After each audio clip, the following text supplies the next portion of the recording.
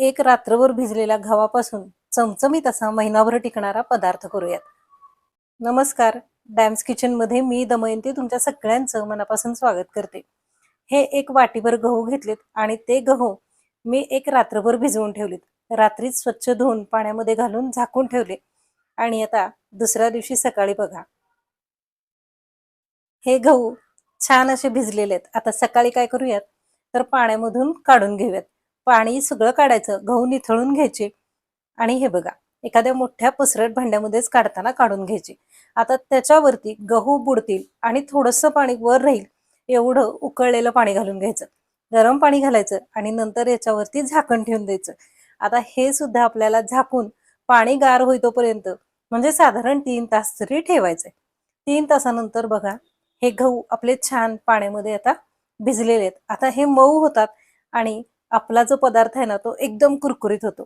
तर एक चाळणी घेऊयात आणि चाळणीवरती हे गहू जे आहेत ना, ते काढून घेऊयात. एकदम पौष्टिक, महिनाभर टिकणारा, अगदी तुम्ही डब्यात सुद्धा देऊ शकाल एवढा छान कुरकुरीत पदार्थ. हे बघा, आता हे गहू जे आहेत ना, असे बोट चेपे झालेत. म्हणजे ते थोडेसे भिजल्यासारखे झाले की नाही, की उन्हात तरी ठेवा किंवा फॅनच्या वाऱ्याखाली कोरडे करून घ्या. आता बघा, हे कोरडे झाल्यानंतर एकदम मोकळे आणि छान झाले. अजिबात चिकटपणा नाहीये. तर आता काय करायचं, एक कढई तापत ठेवायची आणि या कढईमध्येच हे गहू जे आहेत ना, ते छान खरपूस भाजून घ्यायचे. घड्याळ लावून 10 ते 12 मिनिटं लागतात बरं का. बारीक गॅसवरती भाजून घ्यायचे. भाजताना जोपर्यंत त्याच्या लाह्या वाजत नाहीत, आता तुम्ही आवाज तर ऐकू शकाल. तर अशा लाह्या जोपर्यंत भाजत नाहीत ना, तोपर्यंत गहू भाजून घ्यायचे. बारीक गॅसवरतीच भाजायचे, म्हणजे ते काळपट होत नाहीत आणि मग आपला पदार्थ सुद्धा एकदम छान होतो. आपलं कायम म्हणणं असं असतं की मुलांनी पौष्टिक खावं, चांगलं खावं आणि मुलांचं म्हणणं असतं की आईनं नेहमी चमचमीत द्यावं आणि मग या दोन्हीचा मेळ घालायचा. तर असे पौष्टिक पदार्थ घरच्या घरी ट्राय करावेच लागतात. वेगळं वेगळं काहीतरी करावं लागतं आणि प्रिझर्वेटिव्ह कमी असतील ना किंवा नसतीलच, असा काहीतरी प्रयत्न करावा लागतो. पण असं होत नाही की खाल्लं जात नाही. तर मग हेच पोटभरीचं खाणं जर मिळालं ना, तर एक डिशभर जरी खाल्ले ना, तरी अगदी पोट छान भरतं आणि प्रोटीनची कमतरतासुद्धा भरून येते. आणि रोज रोज तीच चपाती खाण्यापेक्षा हा एकदम वेगळा पदार्थ. तर इथं मी पौष्टिक असा चमचमीत गव्हाचा चिवडा करते. गहू भिजवून घेतले, त्यानंतर गरम पाण्यामध्ये घालून झाकून ठेवले, नंतर उन्हामध्ये किंवा फॅनच्या वाऱ्याखाली कोरडे केले आणि नंतर पुन्हा भाजून घेतले. एवढी प्रोसेस केल्यामुळं आपला चिवडा जो आहे ना, तो पचायला एकदम हलका होतो. कच्चे गहू किंवा भिजलेले गहू पचायला जड असतात. मग सगळ्या प्रोसेस करून मस्त असा हा गव्हाचा चिवडा करून घेऊयात. तर आता हे भाजून घेतलेले गहू काढून घेऊयात आणि गार करूयात. आता हे गार झाले की नाही, की मेन प्रोसेस म्हणजे आपल्याला करायचा आहे चिवडा. तर त्यासाठी चिवड्याची तयारी करून घेऊयात. पण हो, याच्यामध्ये सुद्धा एक वेगळा ट्विस्ट आहे बरं का. ही चव जी आहे ना, ती का वेगळी आहे ना, ते आता तुम्हाला पुढे जाऊन कळेलच. तर इथं मी तापलेल्या तेलामध्ये जिरे, मोहरी आणि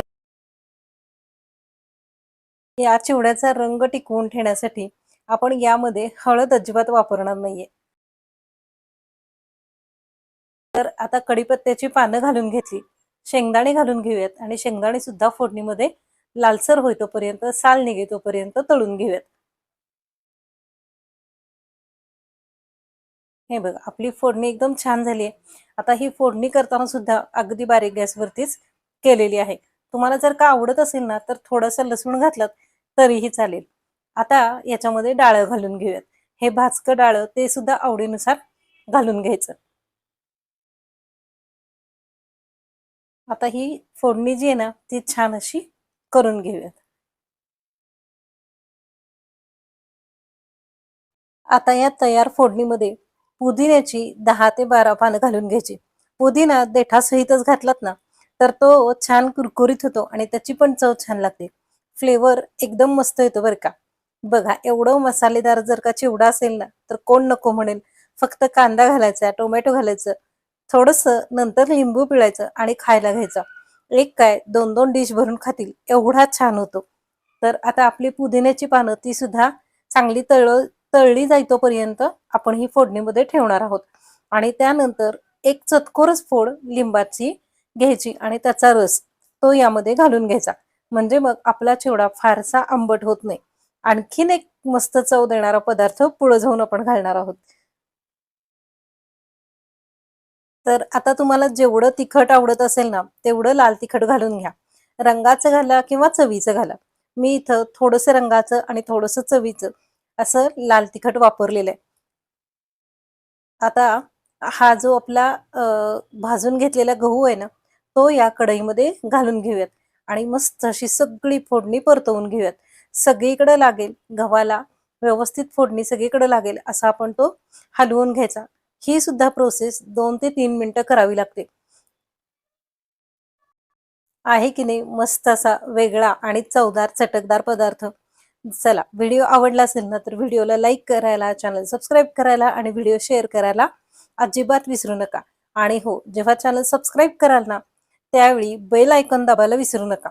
म्हणजे असे छान-छान व्हिडिओ जेव्हा मी पोस्ट करेन ना, तेव्हा सगळ्यात पहिल्यांदा नोटिफिकेशन तुम्हाला येईल आणि तुम्ही तो व्हिडिओ पटकन बघू शकाल. तर इथं मी आता चवीसाठी नंतर अर्धा चमचा हिंग घालून घेतला आणि त्यानंतर 1 चमचाभर आमचूर पावडर घातली. आमचूर पावडर किंवा चाट मसाला काहीही घाला, त्याचीही चव एकदम छान येते. फोडणीमध्ये घातलेत ना, तर हे मसाले जास्त हे होतात म्हणजे करपल्यासारखे होतात आणि मग त्याचा वास अजिबात लागत नाही. म्हणून सगळी फोडणी करून झाल्यानंतर, गहू घालून झाल्यानंतर मग हे घालून घ्यायचं. आता मस्त असा आपला चिवडा तयार झालाय. आता अजून एक सिक्रेट पदार्थ सांगते म्हणजे टॉप सिक्रेट, की जे आपण ह्याच्यामध्ये घालणार आहोत. पण त्याआधी तुम्ही या चिवड्याचा रंग तर बघा. चव तर लगेचच हातावरती घेऊन बघाल, एवढा छान झालाय. हे बघा, आता काय करायचं, तर अगदी थोडे म्हणजे जेवढे गहू आहेत ना, त्याच्या निम्म्याचे निम्मे जरी असतील ना, तरी चिरमुरे घालून घ्या.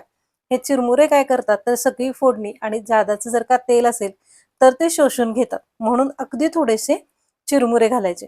म्हणजे गहू अगदी कोरडे होतात आणि मस्त असा आपला चिवडा तयार होतो. बरं, मला कमेंट करून सांगा, की तुम्ही खाल्लाय का कधी? नसेल खाल्ला ना, तर कमेंटमध्ये फक्त हॅशटॅग दमयंती एकदा फक्त लिहायला विसरू नका. म्हणजे काय होईल, तर मला कळेल की तुम्ही हा व्हिडिओ पाहिलाय किंवा नाही. तर चला हे बघा मस्त असं कुरकुरीत आपला चिवडा तयार आहे. पटकन खायला घ्या बरं. कांदा चिरून घाला, टोमॅटो चिरून घाला, एक लिंबाची फोड ठेवा आणि हो, हाताने पाहिजे तर हाताने, चमच्याने हवं तर चमच्याने. पटकन खायला घ्या आणि जाता-जाता लाईक करा बरं का.